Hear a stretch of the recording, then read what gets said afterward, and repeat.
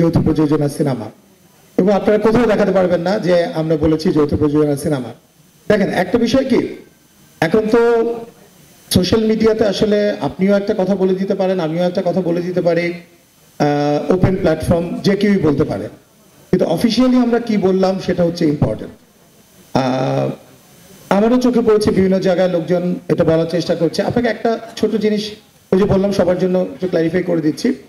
একটা সিনেমা যখন তৈরি হয় একটা একটা এক একটা ধাপে ধাপে তৈরি হয়, কিন্তু একটা সিনেমা, তো সেই সিনেমায় প্রতিটা ধাপে ওই যে লজ অফ দ্য ল্যান্ড বলে একটা কথা আছে, যে আমার দেশের কি আইন, সেই আইন অনুযায়ী প্রতিটা স্টেপ কিন্তু আমাদের এগোতে হয়েছে।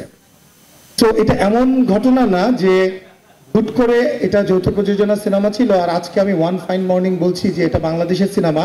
এটা কিন্তু পসিবল না। কেন পসিবল না? কারণ আমরা যখন শুটিং শুরু করি আমরা প্রতিটা স্টেপে আমাদের পারমিশন নিতে হয়েছে। যদি যৌথ প্রযোজনা সিনেমাই হতো এটা, তাহলে তথ্য মন্ত্রণালয় থেকে আমাদের ইন্ডিয়া যাওয়ার জন্য পারমিশন লাগতো না। ইন্ডিয়া আমরা কেন গিয়েছি? লোকেশনের প্রয়োজনে। আপনারা দেখেছেন অতীতে যত সিনেমা হয়েছে প্রত্যেকটা সিনেমাতে আমরা দেখেছি যে কোনো একটা গানের শুটিং হয়তো বিদেশে হয়েছে, কোনো একটা শুটিং হয়তো আমেরিকাতে হয়েছে, ইন্ডিয়াতে হয়েছে। তো ওই সিনেমাগুলোর কি পারমিশন কিভাবে নিয়েছে সেটা আমি বলতে পারবো না, বিকজ সেটার সঙ্গে আমি সংশ্লিষ্ট না। কিন্তু আপনাদেরকে আমি হলফ করে বলতে পারি যে আমাদের এই সিনেমায় প্রতিটা স্টেপে প্রতিটা জায়গায় আমরা in terms of taking permission এবং আইন অনুযায়ী যা যা করবার দরকার সেই জিনিসগুলোই আমরা করেছি।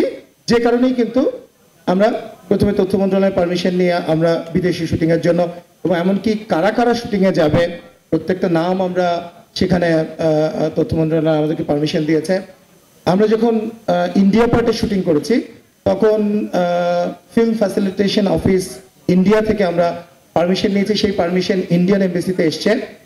ইন্ডিয়ান এমবেসি যারা গিয়েছেন, এখানে রাকাত ভাই থেকে শুরু করে এখানে যে আর্টিস্টরা আছে সবাই জানে, প্রত্যেকের ভিসার মধ্যে তুফান নামে ভিসা হয়েছে।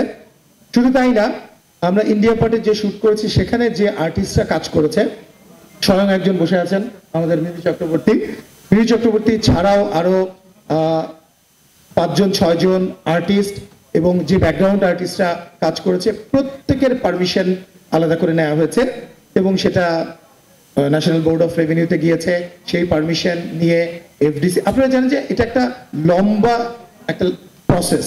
এটা কিন্তু ওয়ান ফাইন মর্নিং আমি বলতে পারবো না যে না এটা বাংলাদেশের সিনেমা অথবা এটা যৌথ প্রযোজনা সিনেমা। সো আমরা প্রথম দিন থেকে আমরা ক্ল্যারিফাই করার চেষ্টা করেছি this is purely Bangladeshi film, এবং সেখানে যদি আমাদের লোকেশনের প্রয়োজনে বিদেশ যেতে হয় তো যে কোনো ধরনের পারমিশন, যে কোনো ধরনের আমাদের আইন মেনে যা যা করা দরকার আমি আপনাদেরকে অ্যাসিওর করছি সেগুলো নেওয়া হয়েছে।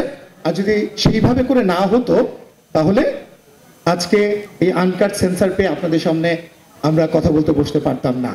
আমার মনে হয় এটা ক্ল্যারিফাই করতে পেরেছি আমি, এবং এই সংক্রান্ত আর যাদের মনে প্রশ্ন ছিল তারা উত্তর পেয়ে গিয়েছেন আমি আশা করি।